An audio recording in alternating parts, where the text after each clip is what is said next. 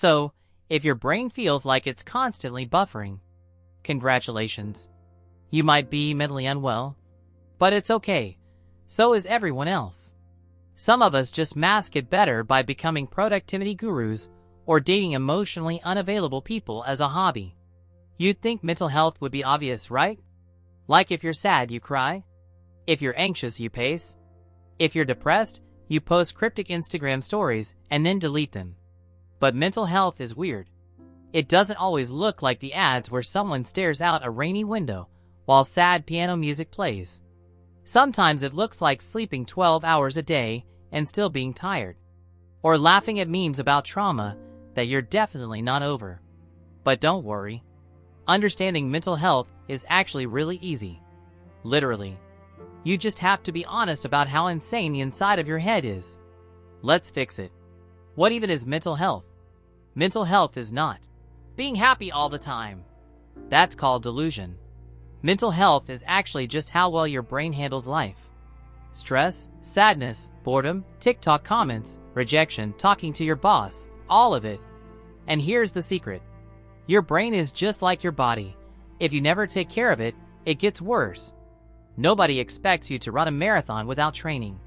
But for some reason, you're expected to go through school, heartbreak, inflation, and whatever your parents did to you, with zero emotional push-ups. Wild. So let's treat your brain like a muscle. No shame. No self-diagnosing from TikTok. Just vibes. And maybe therapy. Signs you're not okay. You don't need a PhD to realize your brain is glitching. Here are some red flags that your mental health might be waving. You're tired all the time, even after sleeping. You're emotionally numb, like nothing's exciting, but nothing's terrible. You either want to cancel every plan or overschedule your entire life. You randomly cry for no reason, or haven't cried since 2017. You spiral after one minor inconvenience, like your charger falling behind your bed. Bonus, you think everyone hates you, even your dentist. These are signs, not flaws. And just like a check engine light, the solution isn't ignore it until something explodes. What doesn't fix mental health? Before we get to the good stuff, let's talk about what doesn't work. Pretending you're fine. This only works for 2 weeks.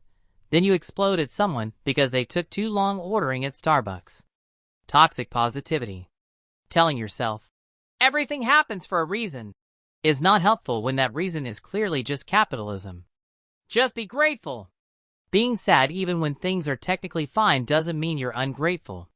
It means your serotonin factory is on strike. Self-care as consumerism. Yes, bubble baths are nice.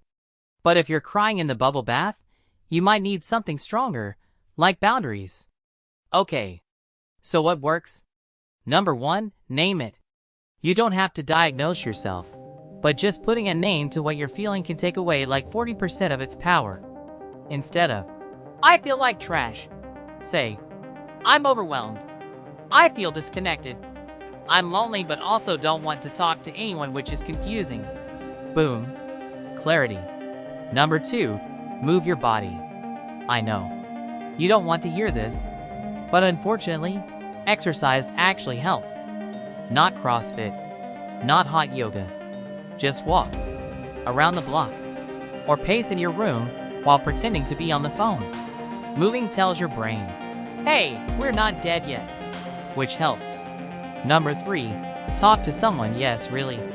This could be a friend, a parent, a random person in a Reddit thread, or a therapist if you can afford one. Mental health is not supposed to be a solo player game. Even just venting can unjumble your thoughts like clearing tabs from your mental browser. And if you don't have anyone to talk to, record a voice memo. Seriously, you'll be shocked what your own brain says when you give it the mic. Coping skills that aren't cringe. Let's rapid fire some coping tools that actually work and don't make you feel like a kindergarten teacher with a feelings chart. Journal, but badly. Bullet points. Rant. Zero structure. Cold water. On your face. In a shower. Drink it. Something about shocking your nervous system works. The 5-4-3-2-1 method. Name 5 things you see, or you can touch, 3 you hear, 2 you smell, 1 you taste. It grounds you or makes you hungry. Sleep, but not napping to escape life. More like, I've been sleeping 4 hours a night for a week, and maybe that's why I feel insane. Mindless hobbies.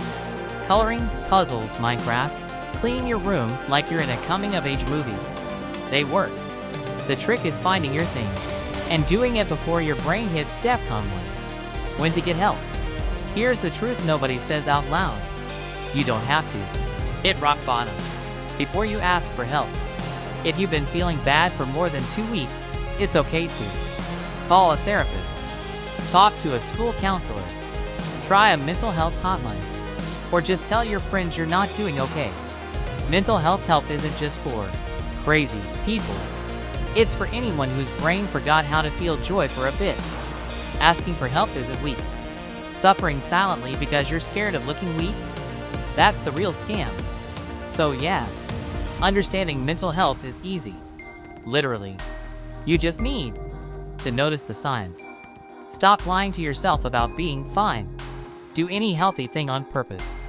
And let your brain be a little weird without hating it. Your mind is not broken. It's just been online too long without restarting. Try turning it off and on again. It might work. And if this video helped, I'm collecting donations in the form of subscribes to fund the next one. Because therapy is expensive. But this channel is free. You're welcome.